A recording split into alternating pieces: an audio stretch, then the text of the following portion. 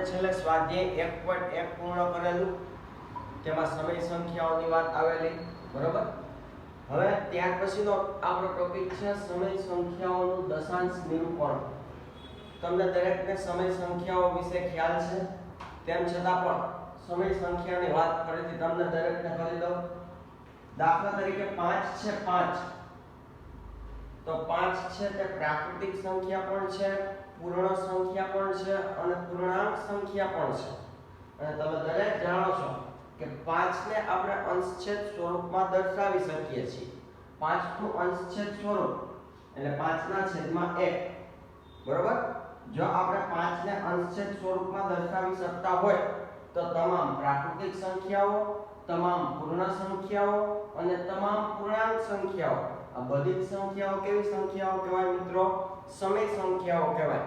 સમય સંખ્યાના કિસ્સામાં આપણે ફક્ત એટલું યાદ રાખતા હતા કે જેટલી સંખ્યાઓને અંશછેદ સ્વરૂપમાં દર્શાવી શકાય તેવી તમામ પ્રકારની સંખ્યાઓને સમય સંખ્યાઓ કહેવામાં આવે છે.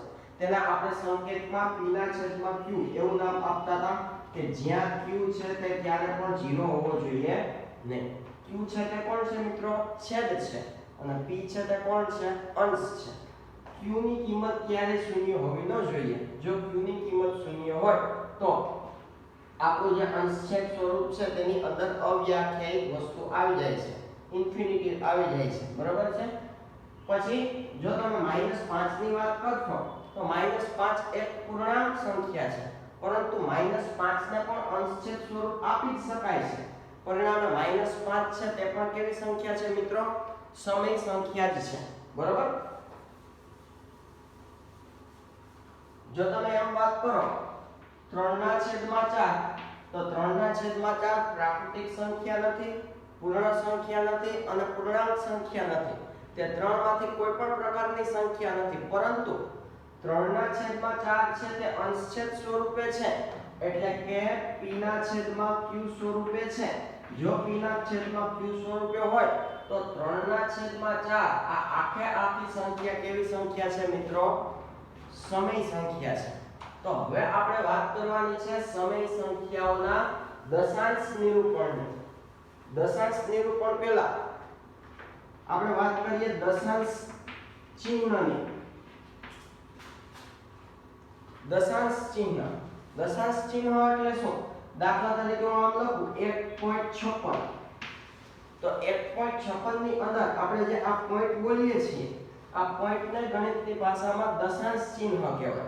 અને 1.56 છે તે આખી સંખ્યાનું દશાંશ નિરૂપણ કહેવાય. આ દશાંશ નિરૂપણ છે, બરોબર. દશાંશ સ્વરૂપ એટલે કે કોઈ પણ પોઈન્ટ વાળી સંખ્યાઓ હોય, દાખલા તરીકે 1.32, પછી 1.48, 2.54, તો 1.56, 1.32, 1.48, 2.54 વગેરે જેવી તમામ સંખ્યાઓ દશાંશ નિરૂપણની અંદર છે એમ કહેવાય, એટલે કે દશાંશ સ્વરૂપની અંદર છે તેમ કહેવાય.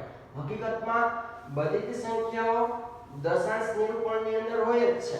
દાખલા તરીકે તમે ફક્ત એમ કહો કે 2, તો હકીકતમાં 2 છે તે 2.0 છે, આવી રીતે 2.0. તો અહીંયા દશાંશ ચિહ્ન તો આવ્યું, એટલે કે આ પણ દશાંશ નિરૂપણ જ છે મિત્રો. તો હવે આપણે સમય સંખ્યાના દશાંશ નિરૂપણની વધારે વાત કરીએ.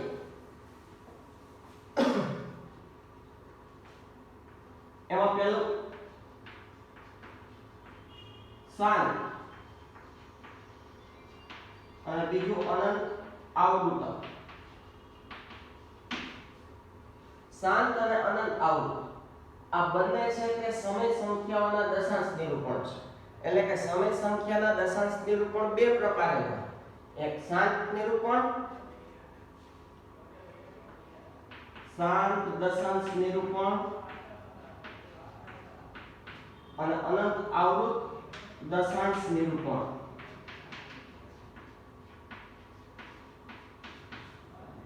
હવે આ શાંત દશાંશ નિરૂપણ અને અનંત આવૃત દશાંશ નિરૂપણ તે કોનું હોય મિત્રો? તો કે તે છે તે સમય સંખ્યાઓનું હોય. સમય સંખ્યા કેવી હોય? તો કે અંશછેદ સ્વરૂપે હોય. હવે દાખલા તરીકે 1/2 છે તો 1/2 એટલે આપણે 1 ને 2 વડે ભાગવાનું છે. જો 1 ને આપણે 2 વડે ભાગીએ એટલે 1/2 કરશું. અહીંયા તમે દરેક જોઈ શકો છો ભાગ નથી હાલતા એટલે આપણે અહીંયા શૂન્ય લઈએ છીએ. એટલે અહીંયા શૂન્ય પોઈન્ટ પછી 2 5 10 એટલે જવાબ કેટલો આવશે 0. એનો અર્થ એવો થયો કે 1/2 નો આપણે ભાગાકાર કરીએ તો જવાબ 0.5 આવે. બરોબર. તમે આમ કરો 3/4 તો 3/4 માં આપણે શું કરશું 3/4 કરશું. 3/4 કરશું એટલે અહીં ભાગનો આવે એટલે અહીં 0 અહીંયા 0 પોઈન્ટ અહીંયા 4 7 28 30 માંથી 28 જશે એટલે 2 વધશે. ફરીથી શૂન્ય લેશું 4 5 20 તો અહીંયા જવાબ કેટલો આવશે 0 આવશે. એટલે કે એનો અર્થ એવો થયો કે 3/4 કરીએ તો આપણને જવાબ 0.75 મળે છે. મળે છે કે નહીં? તો તમને હું કહેવા એ માંગુ છું કે 1/2 નામનું અપૂર્ણાંક છે. અપૂર્ણાંક એટલે અંશછેદ સ્વરૂપ. 3/4 તે પણ અપૂર્ણાંક છે. અપૂર્ણાંક એટલે જ અંશછેદ સ્વરૂપ. બરોબર. તો 1/2 નું દશાંશ નિરૂપણ કેવું? તો કે 0.5 જેવું. એટલે કે અપૂર્ણાંકમાંથી આપણે દશાંશ નિરૂપણ કર્યું. દશાંશ નિરૂપણ એટલે કે દશાંશ સ્વરૂપ. આપણને કોઈ એમ પૂછે કે 1/2 નું દશાંશ સ્વરૂપ કેવું હોય? તો કે 0.5. આપણને કોઈ એમ પૂછે કે 3/4 નું દશાંશ નિરૂપણ કેવું હોય? તો કે 0.75. તો સાદી વાત આટલી મિત્રો કે કોઈ પણ અપૂર્ણાંક હોય તે અપૂર્ણાંકનો તમે ભાગાકાર કરો આપણો સાદી ભાગાકારની ક્રિયાની મદદથી અને તમને જે જવાબ મળે છે તે હંમેશા આવી રીતે પોઈન્ટ સ્વરૂપે મળી શકે અથવા પોઈન્ટ સ્વરૂપે ન પણ હોય. આપણે કોઈ પણ અપૂર્ણાંકનો સાદી રીતે ભાગાકાર કરીએ એટલે આપણને કોઈ પણ અપૂર્ણાંકનું શું મળે છે મિત્રો? દશાંશ નિરૂપણ એટલે કે દશાંશ સ્વરૂપ મળે છે. તો હવે શાંત દશાંશ નિરૂપણ એટલે શું અને અનંત આવૃત દશાંશ નિરૂપણ એટલે શું? સમય સંખ્યાના કિસ્સાની અંદર તેની હવે આપણે વાત કરી લઈએ. સૌથી પહેલા વાત કરીએ શાંત. તો શાંત શબ્દ આપણે યુક્લિડની ભૂમિતિના પરિચયની અંદર આવી ગયું. આપણે આગળ જે ચેપ્ટર ચાલુ કર્યું હતું એની અંદર આપણે ત્યાં શાંત શબ્દનો અર્થ કર્યો તો નિશ્ચિત. નિશ્ચિત એટલે નક્કી. શાંત એટલે શું મિત્રો? શાંત દશાંશ નિરૂપણ. તમે 1/2 નું દશાંશ નિરૂપણ કર્યું તો 0.5 જવાબ આવ્યો. બરોબર. 0.5 જવાબ આવ્યો મતલબ કે પોઈન્ટ પછી કેટલા અંક છે તે નિશ્ચિત હોવું જોઈએ. આપણે અહીંયા જોઈ શકીએ છીએ કે પોઈન્ટ પછી એક અંક છે. 3/4 ની તમે વાત કરો તો 0.75 થયા.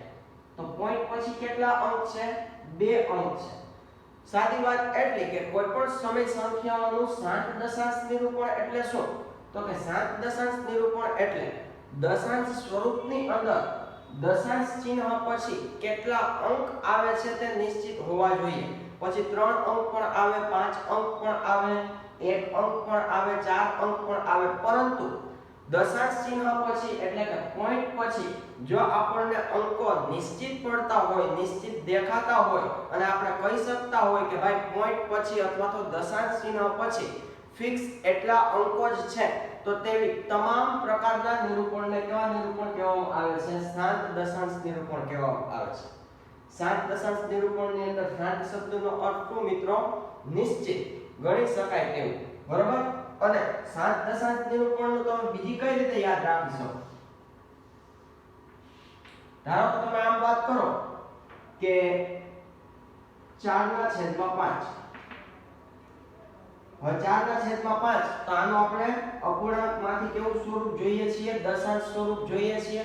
દશાંશ નિરૂપણ જોઈએ છીએ. તો કે હા 4/5 નો આપણે ભાગાકાર કરશું 4/5. બરોબર. અહીં ભાગ નથી હાલવાનો. ભાગ નથી હાલવાનો તો શું થશે? 0 પોઈન્ટ અહીં શૂન્ય આવશે. 5 8 40 એટલે શેષ કેવી થઈ ગઈ? 0 થઈ ગઈ. અને પોઈન્ટ પછી કેટલા અંક આવ્યા? 1 એટલે કે 4/5 એટલે 0.8. તો કોઈ પણ અપૂર્ણાંકનો આપણે ભાગાકાર કરીએ મિત્રો અને જો પોઈન્ટ પછી એટલે કે દશાંશ ચિહ્ન પછી આપણને નિશ્ચિત અંક મળે અથવા તો કોઈ પણ અપૂર્ણાંકનો ભાગાકાર કરતા આપણને 3-4 સ્ટેપ પછી શેષ શૂન્ય મળી જતી હોય તો તેવા તમામ પ્રકારના અપૂર્ણાંકનું એટલે કે તેવી તમામ પ્રકારની સમય સંખ્યાઓનું દશાંશ નિરૂપણ કેવું કહેવાય મિત્રો? શાંત દશાંશ નિરૂપણ કહેવામાં આવે છે. સમજાય છે? ઓકે, તો આ શાંત દશાંશ નિરૂપણની વાત થઈ, બરોબર? શાંત દશાંશ નિરૂપણની અંદર તમારે ફક્ત કેટલી વસ્તુ યાદ રાખવાની છે કે અપૂર્ણાંકમાંથી તમે જ્યારે દશાંશ નિરૂપણની વાત કરો તો દશાંશ નિરૂપણની અંદર દશાંશ ચિહ્ન પછી કેટલા અંકો છે તે ફિક્સ હોવા જોઈએ અને તમે નિશ્ચિત જોઈ શકતા હોવા જોઈએ, ગણી શકતા હોવા જોઈએ કે ભાઈ પોઈન્ટ પછી આટલા અંકો ફિક્સ છે. જો તમે ગણી નહીં શકતા હો તો તે અનંત આવૃત થઈ જશે. તો હવે આપણે વાત કરીએ અનંત આવૃત દશાંશ નિરૂપણની. ફોર એક્ઝામ્પલ અહીંયા આપણે વાત કરીએ 20/7. તો 20/7 અંશછેદ સ્વરૂપ તો છે જ, એટલે કે આ સમય સંખ્યા તો છે જ, પણ હવે આપણે આનો ભાગાકાર કરીએ. ભાગાકાર કરીએ તો શું થશે? 20/7 અહીંયા 7 2 14 થશે. 20 માંથી 14 બાદ કરીએ તો 6. ફરીથી અહીંયા 0 આવશે તો અહીંયા પોઈન્ટ આવશે. 7 8 56 થઈ ગયા. 60 માંથી 56 બાદ થાય એટલે કેટલા વધશે? 4 વધશે. ફરીથી અહીંયા આપણે 0 લેશું તો 7 5 35 થશે. 40 માંથી 35 બાદ કરીએ તો 5 આવશે. ફરીથી અહીંયા 0 લેવા પડશે. 7 7 49 થશે. 50 માંથી 49 બાદ કરીએ તો 1 આવશે. ફરીથી અહીંયા 0 લેશું. 7 * 7 થશે. 10 માંથી 7 જાય તો 3 વધશે. ફરીથી અહીંયા 0 લેશું. 7 4 28 થશે. ફરીથી અહીંયા કેટલા વધશે? 2 વધશે. તો ફરીથી આપણે અહીંયા 0 લેશું તો ફરીથી 20 આવી ગયા. જો ફરીથી 20 આવી ગયા હોય તો એનો અર્થ એવો છે કે ફરીથી આપણે અહીંયા શું કરવું પડશે? 7 2 14 કરવું પડશે. 7 2 14 કરો પછી ફરીથી અહીંયા 6 આવી જશે. ફરીથી અહીંયા 0 આવશે. તો ફરીથી અહીંયા 8 આવશે. તો ફરીથી 5 પણ આવશે.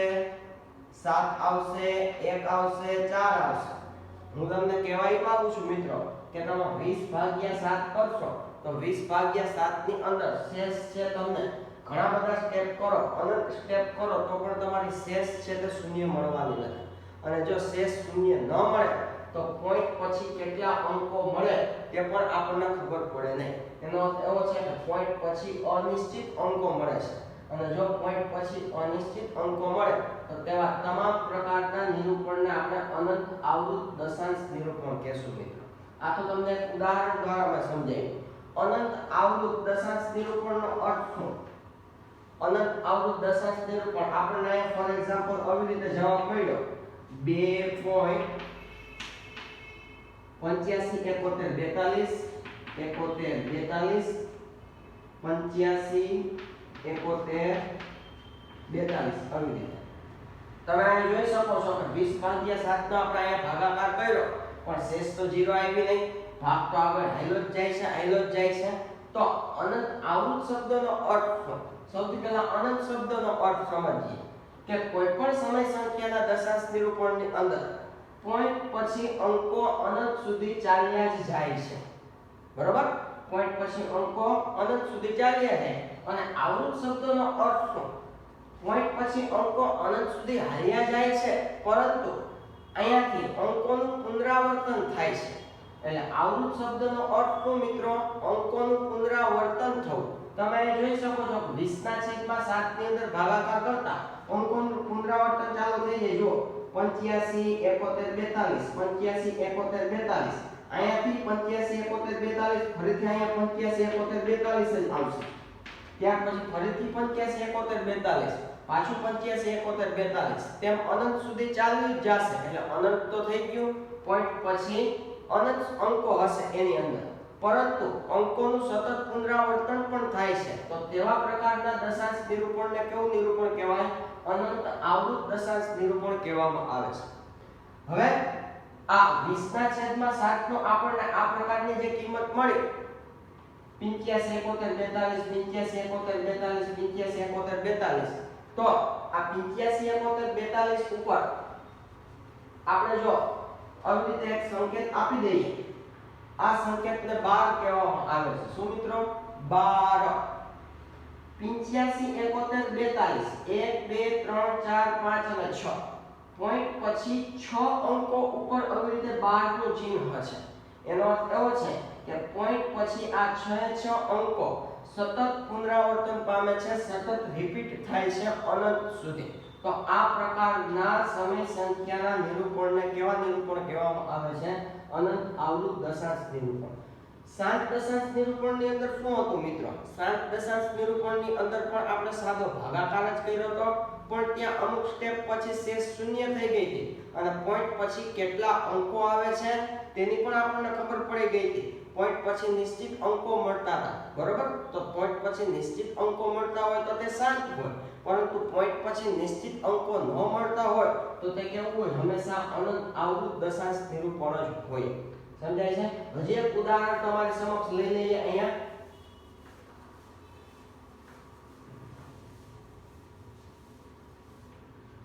દાખલા તરીકે તમે 11/8 ની વાત કરો તો 11/8 કરીએ. 11/8 સમય સંખ્યા તો છે જ, કારણ કે અંશછેદ સ્વરૂપ છે એટલા માટે. હવે 11/8 કરીએ તો 8 * 8 થાય.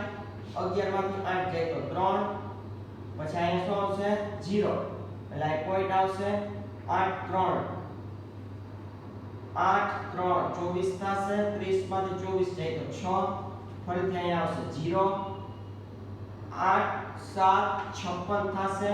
60 માંથી 56 જાય તો 4, અહીંયા આવશે 0, 8 5 40. તો 40 ઓછા 40 કરીએ એટલે જવાબ કેટલો આવશે? 0 આવશે. તમે અહીં જોઈ શકો છો કે 11/8 આપણે કર્યા તો અહીં જવાબ કેટલો આવી ગયો? 0 આવી ગયો. અને 11/8 નો જવાબ કેટલો આવ્યો મિત્રો? 1.375 જવાબ આવ્યો. એનો અર્થ એવો છે કે પોઈન્ટ પછી એટલે કે દશાંશ ચિહ્ન પછી કેટલા અંકો છે તે ફિક્સ છે? તો કે હા, પોઈન્ટ પછી 3 અંકો જ છે. 375 અંકોનું પુનરાવર્તન પણ થતું નથી અને પોઈન્ટ પછી અંકો અનંત સુધી જતા પણ નથી. તો આ પ્રકારનું દશાંશ નિરૂપણ અનંત આવૃત દશાંશ નિરૂપણ નથી. આ પ્રકારનું દશાંશ નિરૂપણ કેવું દશાંશ નિરૂપણ છે મિત્રો? શાંત દશાંશ નિરૂપણ છે. તો આટલી જ વસ્તુ તમારે ખાલી યાદ રાખવાની છે. હજી એક આપણે અનંત આવૃતનું ઉદાહરણ લઈએ.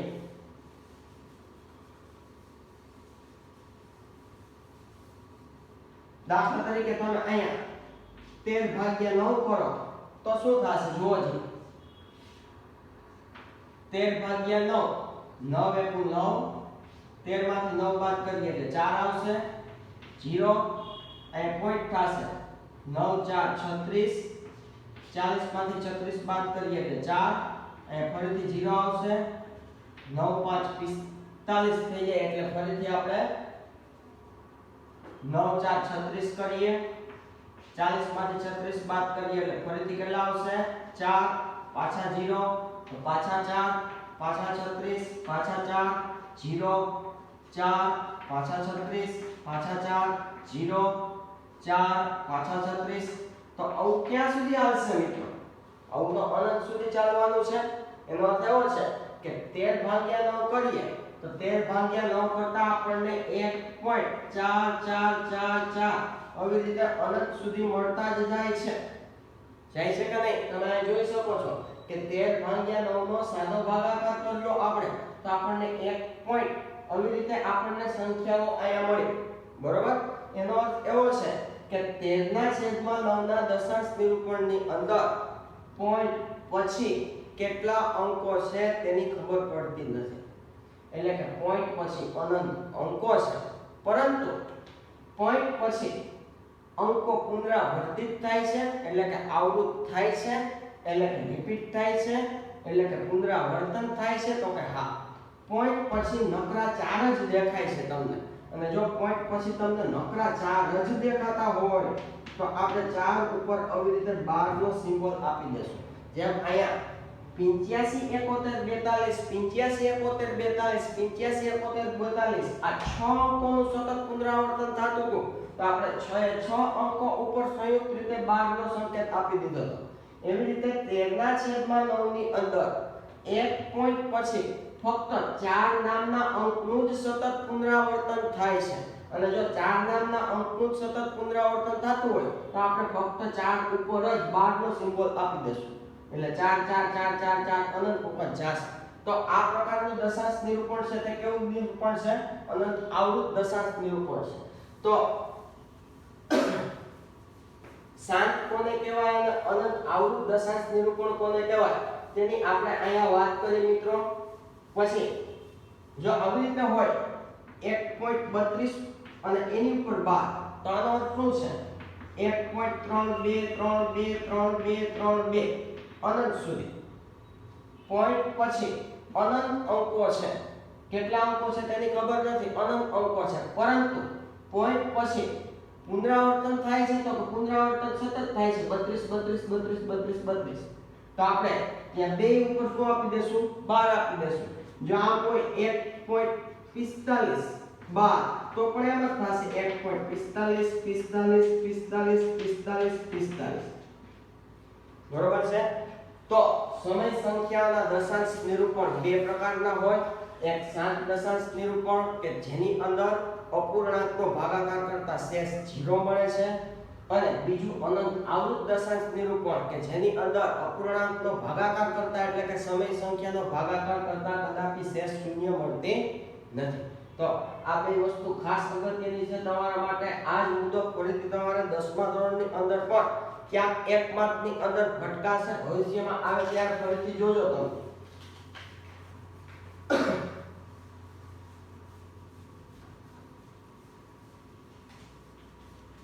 હવે ત્યાર પછી આપણે વાત કરીએ અસમય સંખ્યા વિશે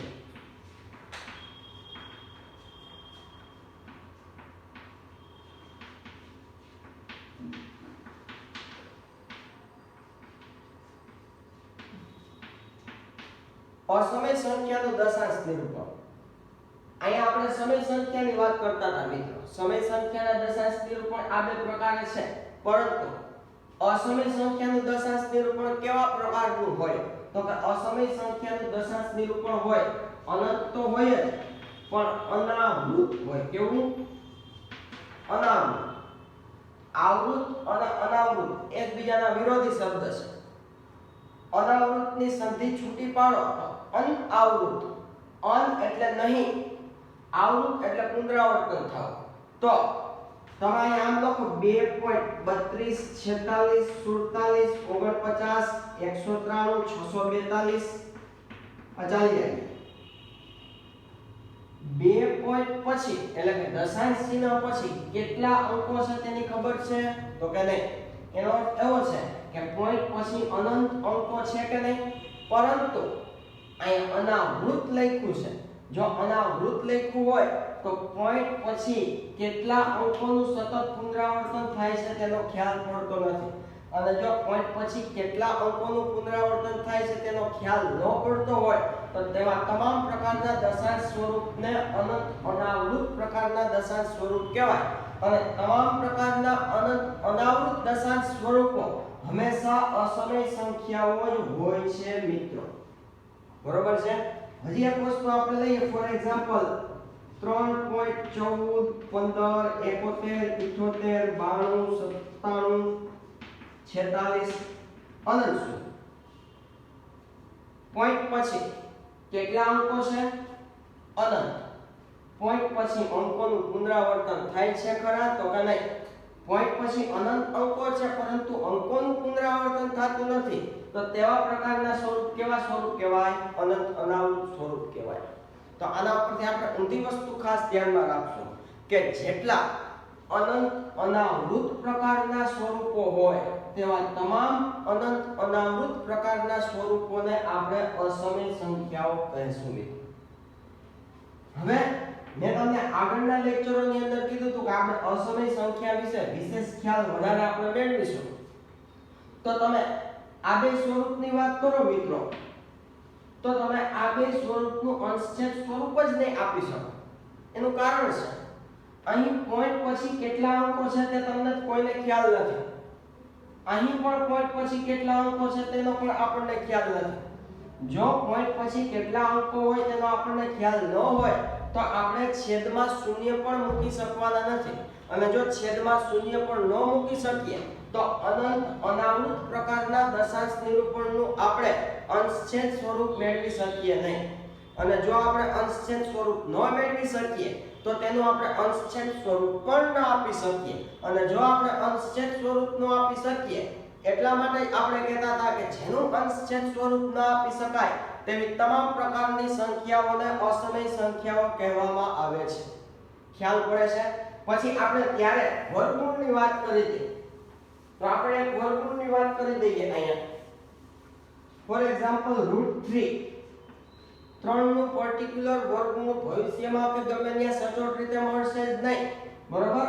3 નું વર્ગમૂળ છે તે આપણે આશરે દાખલામાં ગણતરી માટે આશરે કિંમત લેશું 1.73. આ આશરે આપણે કિંમત લઈએ છીએ જો આપણે 3 નું વર્ગમૂળ કાઢવા જઈએ તો. બરોબર? આનું વર્ગમૂળ કઈ રીતે કઢાય તે આગળના ચેપ્ટરોની અંદર ક્યાંક જરૂરિયાત આવશે તો આપણે શીખશું. 1.73 72 71 46 75 હકીકતમાં વર્ગમૂળમાં 3 છે તેનું તમે સાદુરૂપ આપશો તો આપણને આવા પ્રકારનું કંઈક સાદુરૂપ મળશે. એનો અર્થ એવો છે કે પોઈન્ટ પછી અનંત અંકો છે. અનંત અંકો છે પરંતુ અંકોનું પુનરાવર્તન થતું નથી. અંકોનું પુનરાવર્તન નથી થતું એટલે કે તે અનંત અનાવૃત છે. અને અનંત અનાવૃત છે પરિણામે √3 કેવી સંખ્યા છે મિત્રો? અસમય સંખ્યા છે. તો જેટલી સંખ્યાઓના સરળતાથી અથવા તો વર્ગમૂળ સચોટ નીકળી જ નથી શકતા તેવી તમામ પ્રકારની સંખ્યાઓનો સમાવેશ શેમાં થાય છે? અસમય સંખ્યાઓની અંદર. પછી √5 માં સેમ પોઝિશન થશે, √7 માં પણ એવું થશે, √11 માં પણ તેવું થશે, √19 માં પણ તેવું થશે. તમે દરેક જાણો છો કે 5 7 11 અને 19 આ કોઈ પણ સંખ્યા પૂર્ણ વર્ગ સંખ્યા નથી. અને જેટલી સંખ્યા પૂર્ણ વર્ગ સંખ્યા ન હોય તેવી તમામ સંખ્યાને તમે વર્ગમૂળ કાઢવા જાઓ તો તમને અનંત અનાવૃત પ્રકારના દશાંશ નિરૂપણ મળશે. અને જ્યારે આવી પ્રકારની સંખ્યાના અનંત અનાવૃત પ્રકારના દશાંશ નિરૂપણ મળતા હોય તો તેવી તમામ સંખ્યાઓને આપણે કેવી સંખ્યાઓ કહેશું? અસમય સંખ્યાઓ કહેશું. તો આના ઉપરથી આપણને એક વસ્તુનો ખ્યાલ પડવો જોઈએ મિત્રો કે સમય સંખ્યાના દશાંશ નિરૂપણ બે પ્રકારના, એક શાંત અને એક અનંત આવૃત. આવૃત એટલે સતત પુનરાવર્તન થવું. બરોબર? જ્યારે અસમય સંખ્યાનું દશાંશ નિરૂપણ ફક્ત કેવા પ્રકારનું હોય છે? અનંત અનાવૃત પ્રકારનું. અનંત અનાવૃત એટલે શું? તો કે પોઈન્ટ પછી અનંત સુધી અંકો હોય છે પરંતુ અંકોનું રિપીટેશન એટલે કે પુનરાવર્તન થતું નથી. તો આ મુદ્દો છે તે તમારા માટે ખાસ અગત્યનો છે 10મા ધોરણ માટે પણ. 9મા ધોરણની અંદર તો ઉપયોગી છે પણ 10મા ધોરણ માટે પણ ઉપયોગી છે. હવે આને રિલેટેડ આપણે સ્વાધ્યાયના પ્રશ્ન આપણે પછી ચર્ચા કરીશું.